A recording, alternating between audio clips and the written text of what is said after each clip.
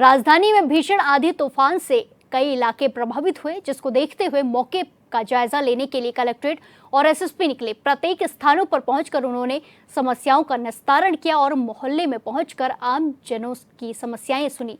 साथ ही संबंधित अधिकारियों को मौके से फोन कर समस्या के समाधान के निर्देश दिए। इसके अलावा दोनों अधिकारियों ने गौरव पथ में टूटकर गिरी पड़ी पेड़ों की डालियों को भी सड़क से हटाने के निर्देश दिए।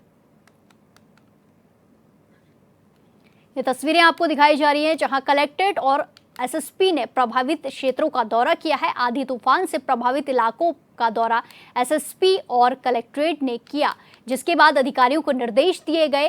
प्रभावित इलाकों के लोगों से बातचीत की गई। इसी के साथ गोरखपथ में टूटकर गिरी पेड़ की डाली को भी हटाने के निर्देश दिए गए।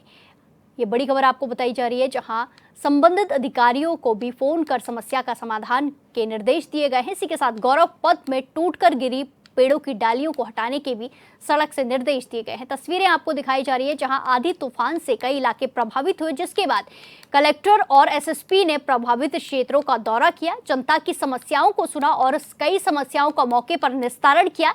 इसी के साथ कई समस्याओं के निस्तारण के अधिकारियों को निर्देश भी दिए गए। ये बड़ी खबर, ये रायपुर से आपको खबर बता रहे हैं, जहां आंधी तूफान के चलते कई इलाके प्रभावित हुए और जो इलाके प्रभावित हुए हैं वहां कलेक्टर और एसएसपी ने प्रभावित क्षेत्रों का दौरा किया और जनता से बातचीत की, जनता की समस्याओं को सुना।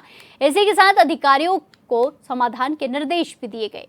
ये खबर आपको बताई जा रही है रायपुर से, जहां आंधी तूफान के चलते कई सारे इलाके प्रभावित हुए थे, जिसके चलते सड़कों पर पेड़ गिर गए, कई ज्यादा नुकसान भी देखने को मिला। जिसके बाद कलेक्टर और एसएसपी मौके पर पहुंचे और उन्होंने प्रभावित क्षेत्रों का जायजा लिया और प्रत्येक स्थानों पर पहुंचकर समस्याओं का निरीक्षण भी किया और मोहल्ले में पहुंचकर लोगों से समस्याएं भी सुनी और साथ ही संबंधित अधिकारियों को मौके पर फोन कर समस्याओं के समाधान के निर्देश भी दिए। इसके अलावा दोनों अधिकारियों ने गौरव पथ में टूटकर गिरी पड़ी पेड़ों की डालियों को भी सड़क से हटाने के निर्देश दिए।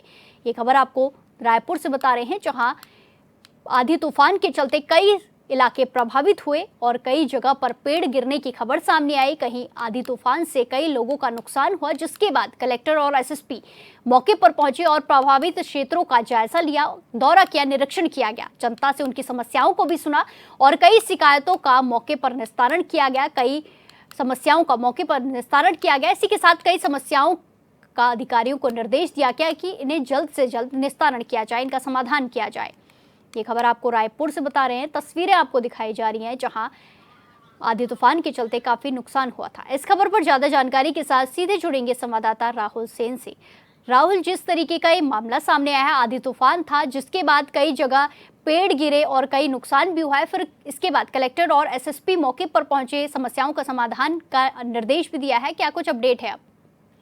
जी, मैं आपको बताना चाहूंगा कि कल रात को रायपुर में तूफान आया था, जिसके बाद से आधा रायपुर शहर में लाइट बंद हो गई थी, पेड़े पूरे गिरी हुई थी। उसके बाद कलेक्टर एवं एसपी दोनों जन ऑन द स्पॉट उस जगह में पहुंचे, सभी जगह में पहुंचे और वहां का निरीक्षण किया और बहुत सारे जनता की जो असुविधाएं थी उनके बारे में भी सुना और उसी जगह में उसका निराकरण भी किया। मैं आपको बताना चाहूंगा कि ये पहली बार ऐसा हो रहा है कि रायपुर में कलेक्टर और एसपी दोनों एक साथ निकल के जनताओं की बात सुन रही है और एवं उनकी जो परेशानी है, लाइट जाने के बाद पेड़ जो गिर गए हैं, बहुत सारे कार क्षतिग्रस्त, ये सबको हटाया गया है एवं उनका निराकरण किया जा रहा है।